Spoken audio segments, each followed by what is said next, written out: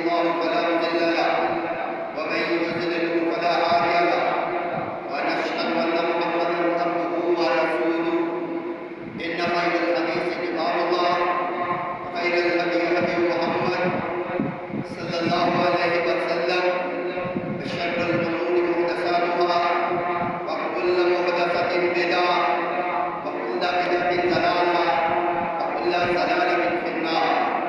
اللهم صل على محمد وعلى آل محمد كما صليت على إبراهيم وعلى آل إبراهيم إنك حميد مجيد.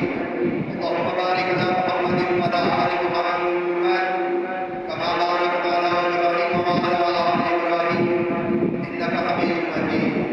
أعوذ بالله السميع العليم من الشيطان الرجيم. بسم الله الرحمن الرحيم. إنا عرضنا الأمانة على السماوات والأرض والجبال فأبين أن يحملنها وأشفقن منها وحملها الإنسان إنه كان ظلوما جهولا. اور نمبر 22 سورہ احزاب. اللہ تعالیٰ ارشاد فرما رہے ہیں ہم نے اپنی امانت جو کہ میرا ہر خطبے کا اصل موضوع ہوتا ہے اور علماء کرام کا بھی یہی موضوع ہونا چاہیے. یہ نہیں ہونا چاہیے کہ برسات کے موسم کی طرح جیسی بارشوں نے تباہی مچائی ہوتی ہے آپ بھی اختلافی موضوعات پر خطبات جمعہ ارشاد فرماتے رہے اور لوگوں کے دلوں میں محبت کی جگہ اور نفرت بڑھتی جائے. جس بات کو نوجوان نسل بھول رہی ہے، اہمیت نہیں دیتی، اور نہ یہ باتیں اختلافی مسائل مسل کی مسائل اب اتنی توجہ اور اہمیت کے حامل رہے ہیں. ان پر آپ برسات کے موسم کی طرح خطبات دے کر لوگوں کے دلوں میں پھر سے وہ مسئلے کی چیزیں پیدا کر دی جائے، یہ اچھی بات نہیں ہے. اس وقت عالم اسلام کو ان چیزوں کی ضرورت نہیں ہے. ہر انسان جو کہ مسلمان ہے اسے چاہیے کہ وہ مسل کی اختلافات سے ہٹ کر اس دنیا میں اسے بھیجنے کا جو اصل مقصد تھا وہ کیا تھا؟ نیابت الہی. انا عرضنا الامانۃ علی السماوات والارض والجبال. اللہ تعالیٰ ارشاد فرماتے ہیں قرآن کریم میں پارہ نمبر 22 سورہ احزاب میں کہ ہم نے انا عرضنا الامانۃ علی السماوات والارض والجبال کہ ہم نے یہ اپنی امانت خلاف کے الہی نیابت الہی انسان کو وہ اس دنیا میں اللہ نے اپنا نائب بنا کے بھیجا. یہ امانت چونکہ انسان کو بھی پتا نہیں، اللہ نے سب سے پہلے یہ اپنی امانت زمین کو دی کہ میری خلافت اے زمین تم سنبھالو گی. زمین نے کہا ہاں میں نہیں. یہ بہت بڑی ذمہ داری ہے. پھر آسمان کو کہا گیا کہ آسمانوں تم میری نیابت الہی قبول کرو. آسمانوں نے انکار کیا، پہاڑوں نے انکار کیا. فَأَبَيْنَا أَن يَحْمِلْنَهَا پھر ان سب نے انکار کر دیا کہ ہم یہ بوجھ نہیں اٹھا سکتے. فَأَشْفَقْنَا مِنْهَا اس بوجھ سے ہم تو پھٹ جائیں گے، تباہ ہو جائیں گے اور برباد ہو جائیں گے. وَحَمَلَهَا الْإِنسَانُ انسان نے یہ ذمہ داری قبول کر. انسان کو بھی پتا نہیں تھا کہ اللہ نے مجھے کس مقصد کے لیے پیدا کیا، لیکن جب اللہ نے حضرت آدم کو تمام جنوں اور فرشتوں کو سجدہ کروا اس اہمیت احساس دلا دیا، اس وقت پھر انسان نے بھی سوچا کہ میں جو ذمہ داری قبول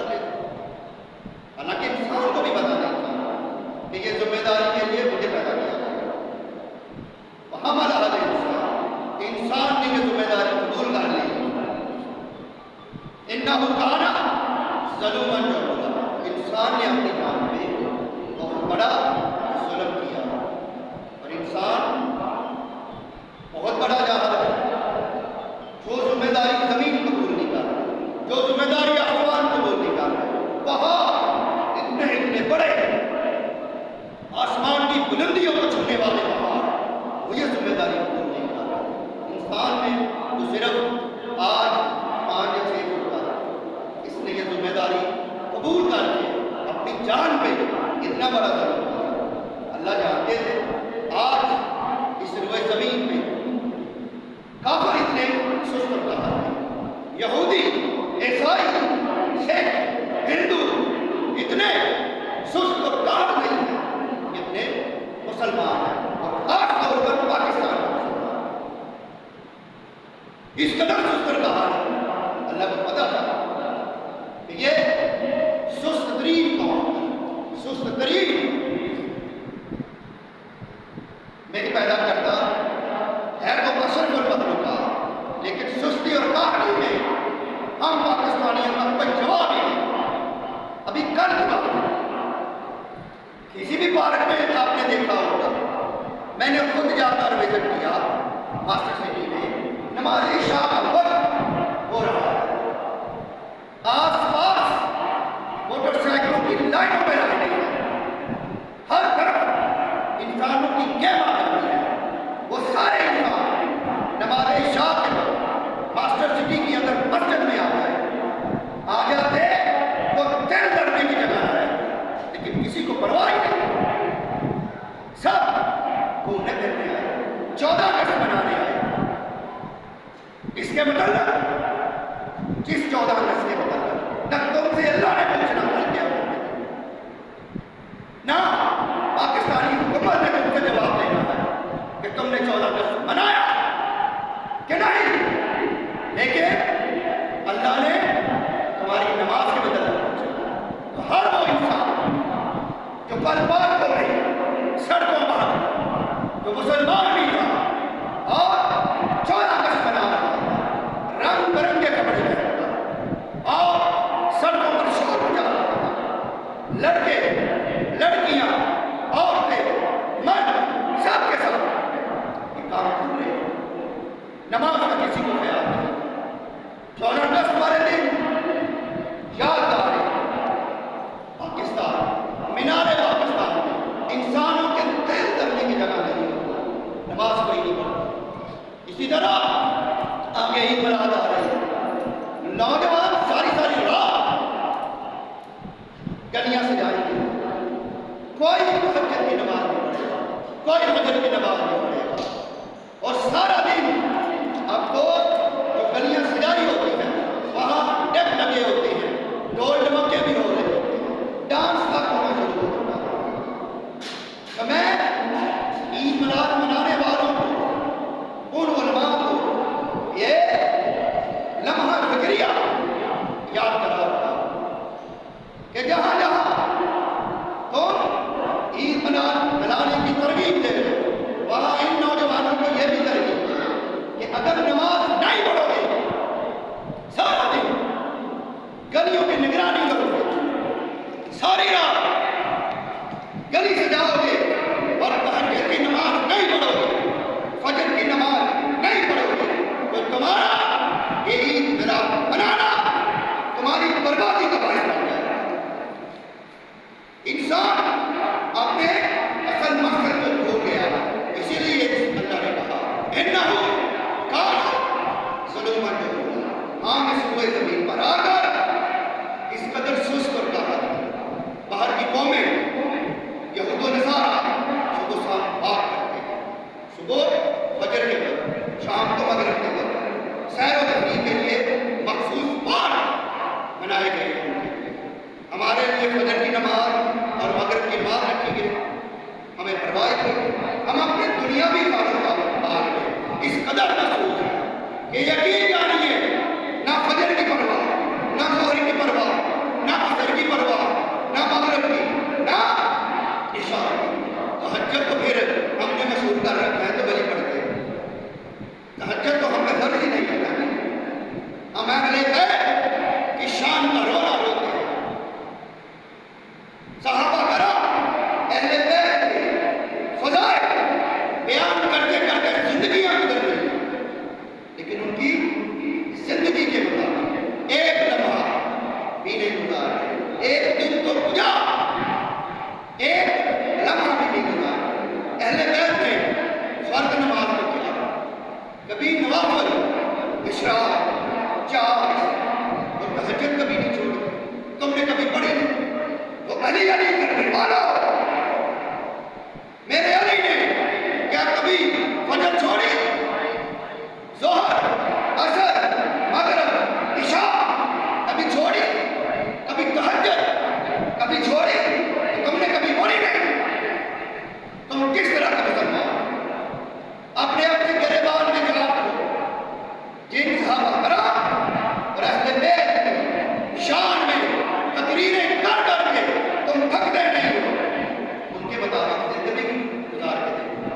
زندگی کا کوئی ایک دن ان کے مطابق گزار پتہ چلے. اللہ کو معلوم تھا کہ یہ پاکستان کے مسلمان خاص طور پر بس گزرے ہوئے لوگوں کی، اپنے صحابہ کرام کی، اہل بیت کی، اولیاء کی شانیں بیان کر کر کے زندگیاں گزار دی، اور ان کی زندگی پر ایک دن بھی عمل نہیں کرے.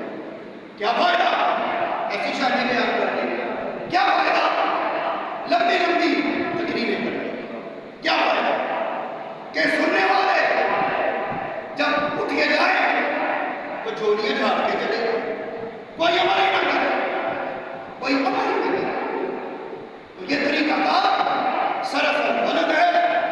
انسان کو چاہیے کہ اس روئے زمین پر اسے مجھے اس لیے اتارا گیا کہ ہم اللہ کی خلافت کا نظام پاکستان میں لائے. اس وقت کسی مذہبی یا سیاسی جماعت کے عملی طور پر منظور میں شامل نہیں کہ پاکستان میں اسلامی حکومت قائم کی جائے. سب احتجاج دھرنے کانفرنسیں نبی ہوئی. وہ بھائی میرے نبی میرے صحابہ نے کب تقریریں کر کر کے اسلامی نظام نافذ کیا؟ کب کانفرنسیں کر کر کے اسلامی نظام نافذ کیا؟ کب جلوس نکال کے اسلامی نظام نافذ کیا؟ کب دھرنے دے کے اسلامی نظام نافذ کیا؟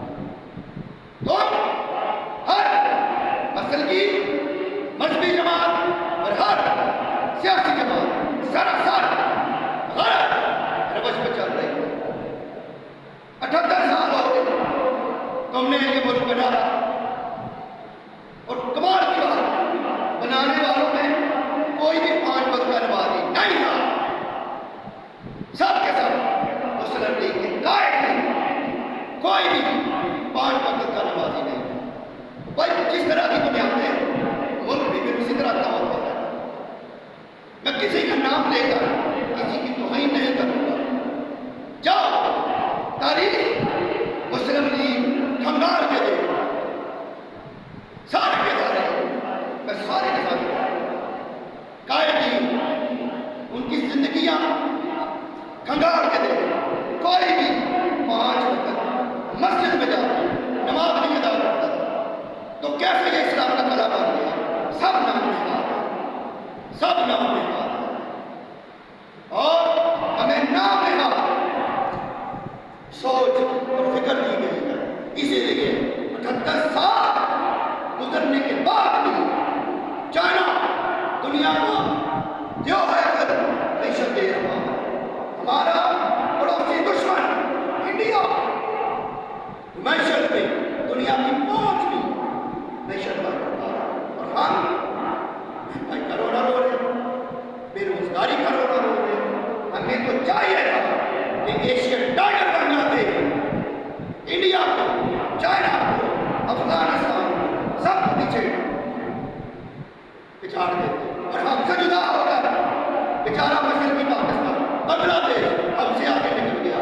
اس کو ہم نے اس لیے چھوڑ دیا کہ ادھر دریا ادھر ہے کیا، یہ کہہ کے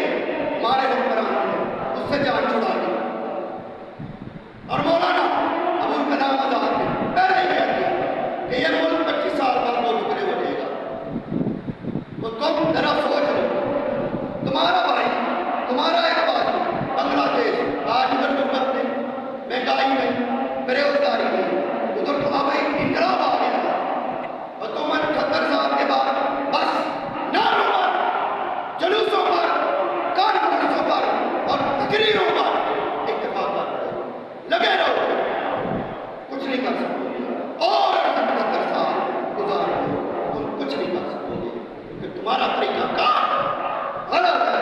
انشاءاللہ جمعیت انسان ایسے کوئی کام نہیں کرے گا۔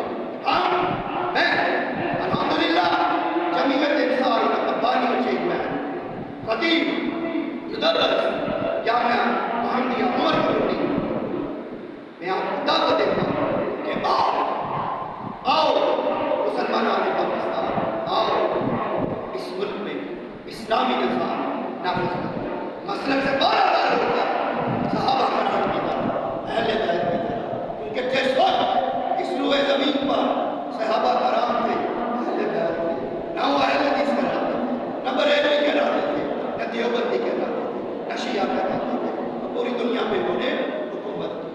ہم نے مسلک میں بڑھ کے اختلافی مثال ہو گئی، غلط ہو گئی، اپنا اصل مقصد بتا دیا۔ آئیے اصل مقصد کی طرف آئیے، اس پاکستان میں اسلامی نظام نافذ کرنے کے لیے عثمان صاحب میرا ساتھ دیجیے۔ وآخر دعوانا ان الحمدللہ رب العالمین۔ اقول قولی ھذا